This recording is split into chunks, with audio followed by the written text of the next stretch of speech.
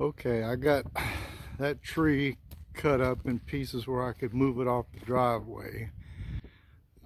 Raked up some limbs right there.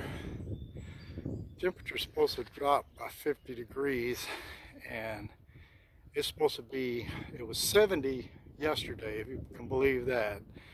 And it's supposed to drop to 25 tonight and snow. They predict snow tonight and tomorrow morning. And New York State line is just about a mile from where I'm at, and they were predicting a foot of snow in New York State. So find out how much we get here. I'm gonna try to get hood back on the 8N. It's been raining, and I'm hoping I can get a little bit done before it starts raining again. But that's it for now. Thank you.